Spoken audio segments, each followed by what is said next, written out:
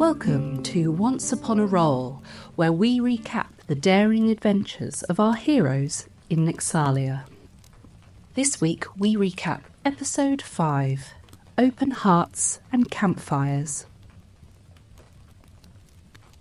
As the night rapidly approached, the smell of blood slowly sinking back into the earth with the cool night air settling in, our party stands weary but victorious in the mangled courtyard. Mustering up the remainder of their energy, limbs heavy with the ache of battle, the group began to fan out, investigating the remains of the keep. Coming across a few chests of stolen goods and valuables in the hoarders of broken wood, those that investigated the tower finding the lost, rotted remains of what was once a proud keep. Retrieving their cart and agreeing that what was found was in no uncertain terms theirs for the taking, the party made their way to the top of the tower, setting up a small camp with the provisions they had. Finding safety and what little security they could create amongst themselves, the gentle crackle of a fire and the cooling night air brought a peace and tranquility the party desperately needed. Wrapping up in blankets and enjoying what food they had, soon the mood lightened, laughter and happiness began to warm their weary souls.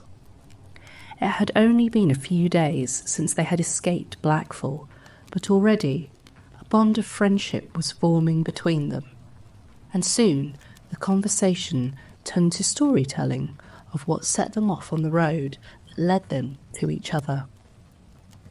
Peanut began with a sombre tale of how she was given away to a circus because of her talent for juggling, but also how she was a runaway from the Crimson Chimera Circus, having been betrayed by ones closest to her. Her obsession grew with Vixandra, the circus necromancer, who was cold but took a liking to her. Teaching her the often frowned-upon art of necromancy, the two grew close before the day Peanut went to visit her. She was gone. No reason, not even a note saying goodbye. It was Peanut's desire to find her again. Next, Ulrich spoke, first of his hometown on the Isle of Ashenvale, Little Branch. How he was raised in the wilds of the dense forest, learning of Goliath and giant history, before a festival of his people known as Titan Feast brought him to consume the fruit grown in the town's sacred world tree.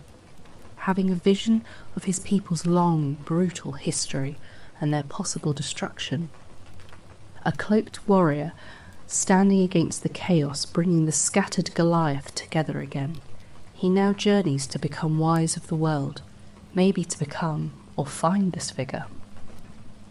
Then Yeril told of her travels from city to city, town to town, offering help and assistance to those who needed it most. She spoke of trying to put some good back into the world and showing others that people can still be trusted. That by helping a man who was to be condemned for an unpaid debt, he would have been taken from his wife and children, and so Yeril took the man's place at Blackfall to give back some good and holds no ill will to the man. Corric's story also started at home, in the city of Wonderstone Deep in the Undermountain. He talked of his intrigue and natural skill with arcane machines, becoming a skilled artificer, living with his wife and son. He focused his work on creating this to help people, and that trade in these machines would bring riches to the city. But with trade comes attention, and soon, like the tower, the city was ransacked by gnolls. He lost his arm and most of the village as he and the elders agreed to retreat deeper into the mountain. Now he travels the world seeking new technologies to fortify and protect his home, and most importantly, his family. Then Octavius had a rather different story, being the middle son of a noble elven house, where his father was a powerful lawyer and his mother being an instructor of history and arcane theory. His father always wanted him to become a lawyer too. Octavius, however, had other adventures in mind. His grandfather had been a great knight, Octavius Aurelius White, to which he took his name.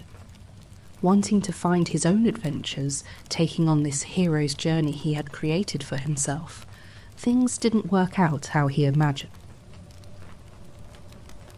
Becoming lost in the darker sides of adventuring, making more enemies than friends, he ran afoul of many a man's downfall, a beautiful woman.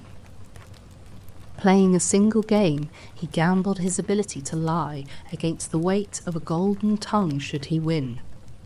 Even in his victory, the demon in disguise cursed Octavius, taking his ability to lie about anything he knows to be the truth. He wishes to find that demon.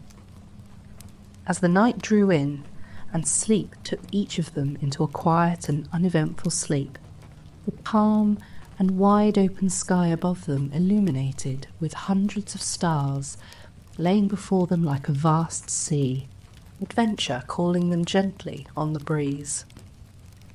The morning broke in a brilliant red sky, the party rising quickly to load up the cart and, with little left to do at the keep, set back for Whistlestone. But as they travel at pace, something sits wrong in the air. The normal sounds of carts, traders, and people are missing from this early morning. Even the birds seem to have hidden away. As they approach the town, the stillness of the air only sets in what they had been feeling. Fear. And it was heavy around them. An oppressive feeling. Something bad has happened. And so our tale comes to a close. For now. But the world of Nyxalia still turns, and our hero's journey is far from over. Rest well, dear listener, and dream of grand adventures yet to come.